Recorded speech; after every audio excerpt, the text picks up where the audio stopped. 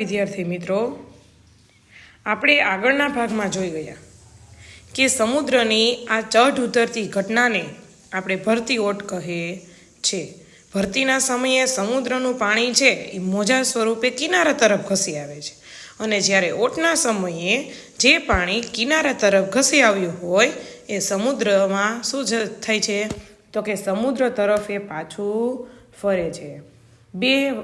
આજે ભરતી અને ઓટ એટલે કે પાણી કિનારા તરફ આવે છે અને પાછું એ પાણી કિનારાથી સમુદ્રમાં પાછું જતું રહે છે. તો એ બંને વચ્ચેનો સમયગાળો આશરે 12.25 કલાક જેટલો હોય છે. સૂર્ય અને ચંદ્રનું ગુરુત્વાકર્ષણ બંને કારણે પૃથ્વી ઉપર ભરતી ઓટ આવે છે. સૂર્ય ચંદ્ર કરતાં દ્રવ્યમાનમાં ઘણો મોટો છે, પરંતુ ચંદ્રની સરખામણીમાં પૃથ્વીથી એ કેવો આવેલો છે? દૂર આવેલો છે. તેથી પૃથ્વી પર ચંદ્રનું ગુરુત્વાકર્ષણ બળ કેવું છે? વધારે છે. પૃથ્વીના જુદા જુદા ભાગ સૂર્ય અને ચંદ્રની સામે આવેલા છે, બરોબર? કે જે કાંઈ ભાગો છે જુદા જુદા સૂર્યના જે કાંઈ સભ્યો છે એ ચંદ્ર અને સૂર્યની સામે આવેલા છે, માટે અલગ અલગ સમયે ભરતી ઓટ આવે છે. ઘણી વખત સૂર્યની સામે પૃથ્વી, તો સૂર્ય અને પૃથ્વીની વચ્ચે ચંદ્ર હોય છે, તો ઘણી વખત પૃથ્વીની પાછળના ભાગમાં ચંદ્ર હોય છે, બરાબર છે? આમ અલગ અલગ સમયે ભરતી ઓટ આવે છે. અમાસ અને પૂનમના દિવસે સૂર્ય, પૃથ્વી અને ચંદ્ર લગભગ એક સીધી રેખામાં આવે છે. જો સૂર્યની સામે પૃથ્વી અને ચંદ્ર એકદમ સામે છે, બરાબર છે? તે સ્થિતિમાં પ્રભાવથી મોટી ભરતી આવે છે. જ્યારે સુદ એટલે પૂનમ, અંજવાળું, અને વધની મધ્યના દિવસોએ ગુરુત્વાકર્ષણ ઘટતા, કારણ કે ત્યારે પૃથ્વીની પાછળ એ ચંદ્ર જોવા મળે છે, અને ભરતી ગુરુત્વાકર્ષણ ઘટતા ભરતી છે કેવી થાય છે? નીચે આવે છે, બરોબર છે? આગળ આપણે જોશું મહાસાગરીય પ્રવાહો. ધરતી પરની નદીઓની જેમ મહાસાગરોમાં પણ વિશાળ પાણીનો જથ્થો, એટલે કે પૃથ્વીની સપાટી ઉપર આપણે જ્યાં નદી, સરોવર, તળાવ એવું જોવા મળે છે, તો વિશાળ જથ્થામાં પાણી છે ક્યાં સચવાયેલું છે? તો કે મહાસાગરોમાં સચવાયેલું છે. હજારો વર્ષથી નિશ્ચિત દિશામાં વહે છે. આ પ્રવાહોને મહાસાગરીય કે એક જ દિશામાં વહે છે, બરોબર છે? તેને મહાસાગરીય પ્રવાહ કહે. આ પ્રવાહો ગરમ અથવા ઠંડા હોય છે. પ્રવાહોના ઉદ્ભવને કારણે સૂર્યશક્તિ, પવનો, સમુદ્રનું જળની ક્ષારતા, પૃથ્વીનું પરિભ્રમણ મુખ્ય છે. મોટાભાગે ગરમ પ્રવાહો વિષુવવૃત્તથી ધ્રુવો તરફ, ઠંડા પ્રવાહો ધ્રુવોથી વિષુવવૃત્ત તરફ ગતિ કરે છે. ગરમ પ્રવાહો છે એ વિષુવવૃત્તથી ધ્રુવો તરફ, અને ઠંડા પ્રવાહો એ ધ્રુવોથી વિષુવવૃત્ત તરફ, બરોબર છે, ગતિ કરતા હોય છે.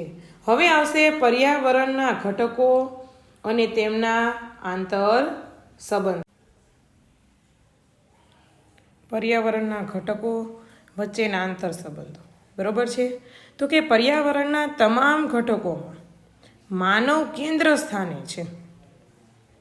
કે કોઈ પણ પ્રાકૃતિક હોય, એટલે કે સજીવ હોય, નિર્જીવ હોય, કોઈ પણ પ્રવૃત્તિ છે, એ દરેક પ્રવૃત્તિ છે એ માનવ સાથે સંકળાયેલી છે.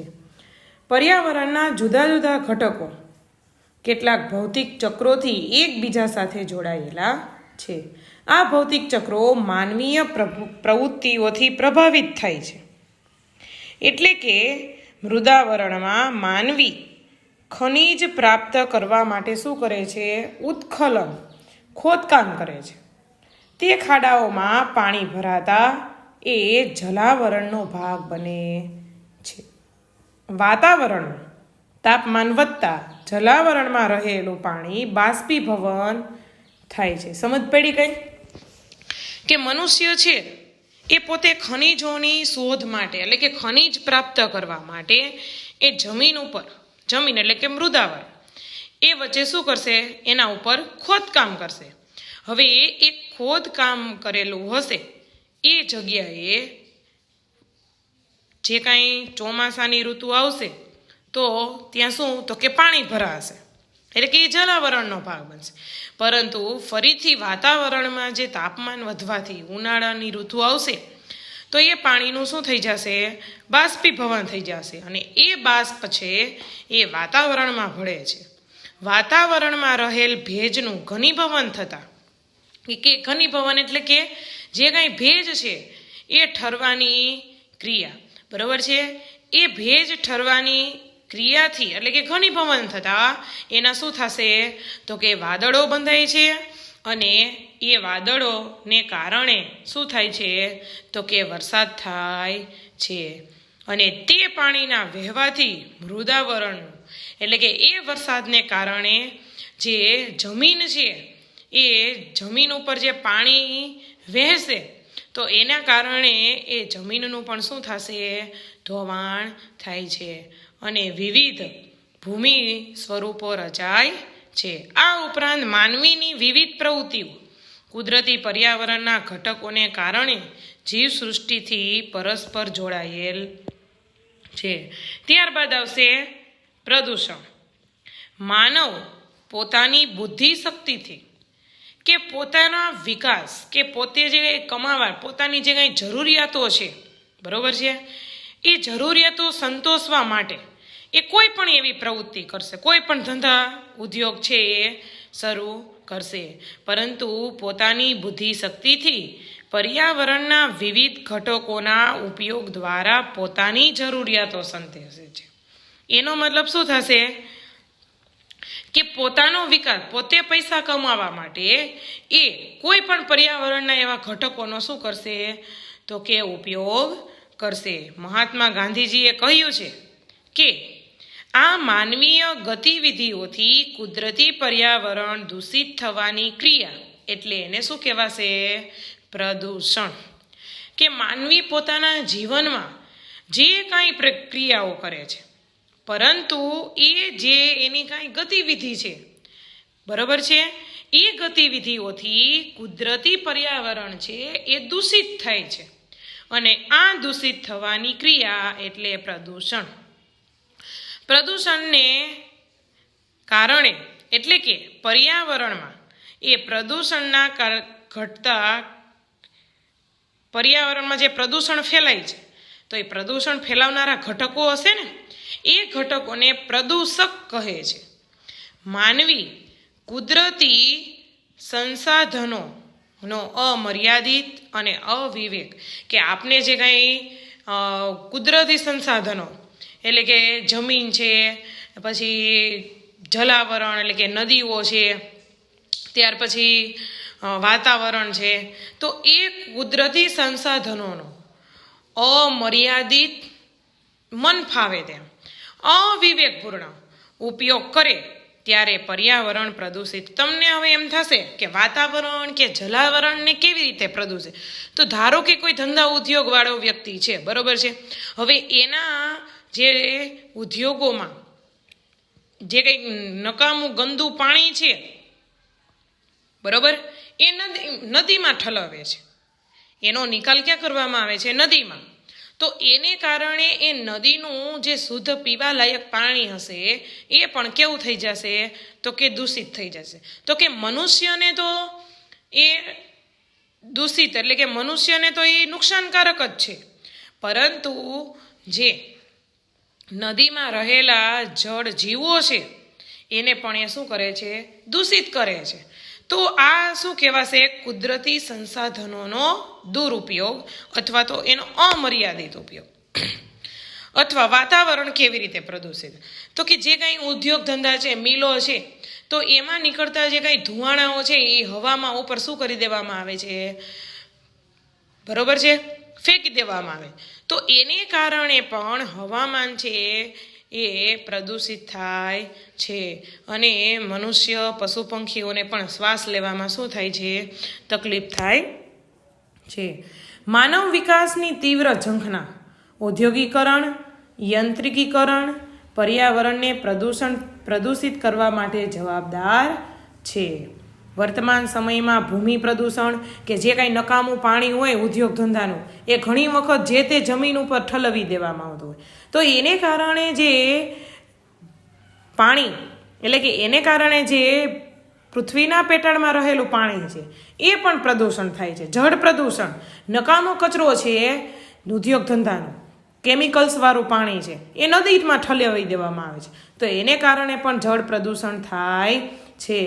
હવા પ્રદૂષણ તો કોઈ ઉદ્યોગ ધંધાના ધુમાડાઓ છે એ ઉપર હવામાં ફેંકવામાં આવે, તો એને કારણે પણ શું થશે તો કે હવાનું પ્રદૂષણ થશે. ધ્વનિ પ્રદૂષણ કે કોઈ એવા તહેવારો પ્રસંગો એમાં જે ખૂબ જ વોલ્યુમથી જે ડીજે વગાડવામાં આવતા હોય, બરાબર, એને કારણે ધ્વનિનું પ્રદૂષણ થાય છે.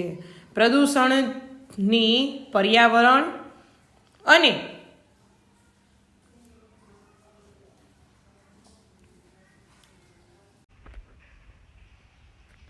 એટલે કે વર્તમાન સમયમાં પ્રદૂષણની પર્યાવરણ, માનવ જીવન અને સજીવ સૃષ્ટિ પર વિપરીત અસર પડી રહી છે.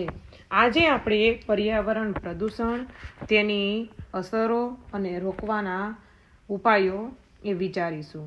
અને સત્વરે એટલે કે પર્યાવરણની જાળવણી માટે આપણે સત્વરે પગલાં ભરવા જરૂરી છે. ભૂમિ પ્રદૂષણ જમીનની ગુણવત્તા કે તેના પોષક ઘટકોમાં થતા ફેરફારને ભૂમિ પ્રદૂષણ કહે છે. કે જમીનમાં રહેલી જે કંઈ ગુણવત્તા, ફળદ્રુપતા, તેના જે પોષક ઘટકો એમાં જે કંઈ ફેરફાર જોવા મળે છે એને આપણે ભૂમિ પ્રદૂષણ કહે છે. જમીન પ્રદૂષણ એને આપણે ભૂમિ પ્રદૂષણને બીજા નામથી જમીન પ્રદૂષણ તરીકે પણ ઓળખીશું. હવે જમીન પ્રદૂષણ છે એ કંઈ સહેલાઈથી આપણને અનુભવાતું નથી, જોઈ શકાય છે પરંતુ અનુભવાતું નથી. વિશ્વમાં ભૂમિ પ્રદૂષણ સતત વધી રહ્યું છે. ઘર વપરાશનો જે કંઈ ઘન કચરો છે કે પાણીનો નિકાલ, ફળદ્રુપ કે ખેતીલાયક જમીન પર હવે અત્યારે ઉદ્યોગો સ્થાપી દેવામાં આવ્યા છે, બરોબર છે. એને કારણે જમીન પર ઉદ્યોગો સ્થાપવા, ઉદ્યોગોમાં વપરાયેલો દૂષિત જે કચરો છે એ ખુલ્લી જમીન ઉપર છોડી દેવું, ઉદ્યોગોનો ઘન કચરો છે એ પણ જમીન ઉપર ફેંકવો, ઉત્ખલનની પ્રવૃત્તિઓ, બાંધકામની પ્રવૃત્તિઓ, ખેતી માટે રાસાયણિક ખાતરનો એટલે કે વધારે ઉપયોગ કરવો, સિંચાઈ અને જંતુનાશક દવાઓનો વધારે પડતો ઉપયોગ તેમજ પ્લાસ્ટિકના ઉપયોગથી જમીન છે ને એ શું થાય છે, પ્રદૂષિત થાય છે. હવે જો આગળ જોશું ઘન કચરો કે આપણો જે કંઈ ઘર વપરાશ માટેનો ઘન કચરો છે, બરોબર છે, એ આપણે જ્યાં ત્યાં શું કરી દેતા હોય છે, ફેંકી દેતા હોય છે. એને કારણે પણ જમીનનું પ્રદૂષણ થાય છે. હવે અત્યારે અથવા તો જે કંઈ પાણીનો નિકાલ, ગંદા પાણીનો નિકાલ છે એ પણ જમીન ઉપર કરવામાં આવતો હોય, બરોબર છે, તો એને કારણે પણ જમીનનું પ્રદૂષણ થાય છે. ફળદ્રુપ કે ખેતીલાયક જમીન, હવે અત્યારે ઉદ્યોગ ધંધાના વિકાસ કે ઔદ્યોગિક ક્રાંતિને કારણે જે ખેતીલાયક જમીન છે, જે ફળદ્રુપ જમીન છે, એના ઉપર ઉદ્યોગ ધંધા સ્થાપવામાં આવે છે, જેને કારણે એ ફળદ્રુપ જમીન પણ શું થઈ જાય છે, દૂષિત થઈ જાય છે. હવે એ ઉદ્યોગ ધંધા પણ પોતાનો જે કંઈ દૂષિત ઘન કચરો છે એ અને એનું જે કંઈ કેમિકલ્સવાળું પાણી હોય છે એ પણ જમીન ઉપર છોડી દેવામાં આવે છે.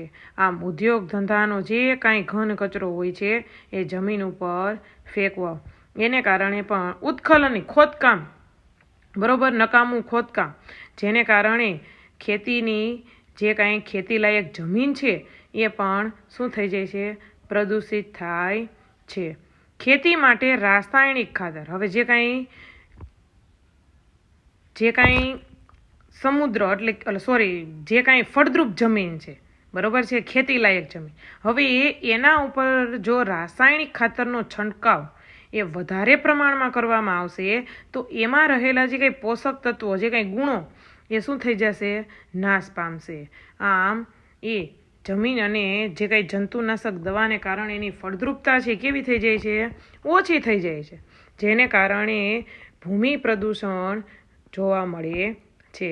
અથવા તો જે કાંઈ પ્લાસ્ટિક જેવો કચરો છે, ઘન કચરો, એ પણ જ્યાં ત્યાં ફેંકી દેવામાં આવતો હોય તો જમીન છે એ પ્રદૂષિત થાય છે. જો આપણને બાજુમાં ચિત્ર આપ્યું છે કે કેટલો બધો ઘન કચરો છે એ એકઠો કરવામાં આવ્યો છે, જેને કારણે જમીન એ પ્રદૂષિત થાય છે. બરોબર છે. અહીંયા તમને જાણવા જેવું આપ્યું છે કે નાઇટ્રોજનયુક્ત રાસાયણિક ખાતરો વધારે વપરાશને કારણે જમીન પ્રદૂષણ થયું. ક્યાં? તો કે પંજાબમાં. પંજાબના હોશિયારપુર, ભટિંડા અને રોહતક જિલ્લામાં ગામડાઓમાં રાસાયણિક ખાતરના અતિશય વપરાશથી કૂવાઓના પાણી, જો મેં તમને કીધું હતું કે જે કાંઈ ગંદુ પાણી છે, બરોબર છે, એ જમીન ઉપર ઠલાવી દેવામાં આવે છે, પરંતુ એ પૃથ્વીના પેટાળમાં રહેલું જે કાંઈ ભૂમિગત પાણી છે એને પણ શું કરે છે? દૂષિત કરે છે. તો અતિશય વપરાશથી કૂવાઓના પાણીમાં ભયજનક સપાટી પણ શું થઈ ગઈ? તો કે દૂષિત થઈ. પરિણામે ત્યાં વસતા લોકો છે એ વિવિધ રોગોના ભોગ બન્યા. કેન્સર અને આંતરડા, પેશાબમાં રોગોમાં પણ શું થયો? તો કે વધારે ફેલાવો થયો. હવે જો આપણે ભૂમિનું પ્રદૂષણ છે એ રોકવું હોય તો એના માટે કયા કયા ઉપાયો છે એ આપણે હાથ ધરવા જોઈએ? તો કે જંતુનાશક દવા, રાસાયણિક ખાતરના બદલે કે જે જંતુનાશક દવા અને રાસાયણિક ખાતરના ઉપયોગથી જે એના પોષક તત્વો છે એ ઘટી જાય છે, તો એને બદલે આપણે જૈવિક અથવા તો દેશી ખાતર, લીલો પડવાશ કે જે કાંઈ કચરો હોય, બરોબર છે, શાકભાજીનો એકઠો કરી એનો જે કાંઈ ખાતર બનશે એને લીલો પડવાશ કહેવાય, તો એનો ઉપયોગ કરવો જોઈએ. જંતુનાશક દવાઓનો મર્યાદિત ઉપયોગ જરૂર હોય તો જ એનો શું કરવો જોઈએ? ઉપયોગ કરવો જોઈએ. ઘન કચરાનું વર્ગીકરણ કરી કે એને અલગ અલગ વર્ગીકરણ કરી એનો રિફાઇનરી એટલે કે એનો ફરીથી ઉપયોગ કરવો જોઈએ. જે પ્લાસ્ટિક, ઘન કચરાનું રિસાયકલિંગ કે એને શુદ્ધ કરી અને એને ફરીથી ઉપયોગ કરવો જોઈએ, જ્યાં ત્યાં એને ફેંકવો જોઈએ નહીં. ખેતીમાં ટપક અને ફુવારા સિંચાઈ પદ્ધતિનો ઉપયોગ કરવો જોઈએ, જેથી કરી પાણીનો પણ બચાવ કરી શકાય. બરોબર છે. તો ભૂમિનું પ્રદૂષણ રોકવા માટે આપણે આ તમામ ઉપાયો છે એ હાથ ધરવા જોઈએ. આગળ આપણે જોશું જળ પ્રદૂષણ.